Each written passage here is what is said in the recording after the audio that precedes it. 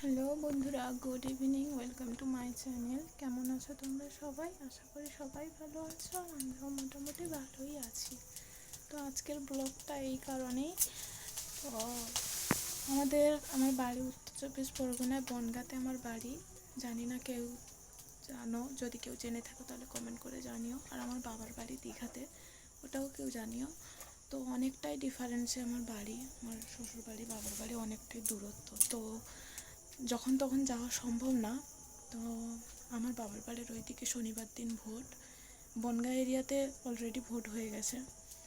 তো আমার এখনও কোনো আইডি প্রুফ এখনও শ্বশুর বাড়িতে ট্রান্সফার হয়নি, যেহেতু আমার বাবার বাড়িতে আমাকে ভোট দিতে যেতে হবে। কিন্তু একটাই প্রবলেম, বনগাঁ টু দীঘা যতগুলো বাস ছিল সব কটা বাসই ভোটের জন্য বুক হয়ে গেছে, তুলে নিয়েছে সরকার।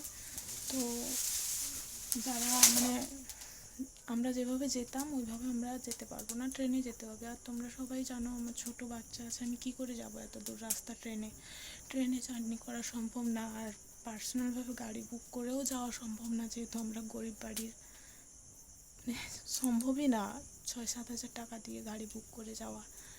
তো সরকারের কাছে একটা নিবেদন করব, অনুরোধ করব, যাতে একটা বাসের ব্যবস্থা করে, যারা দূরত্ব বাড়ি ওরা যেন টাইমে ভোট দিতে পারবে। প্লিজ অনুরোধ করছি। নমস্কার।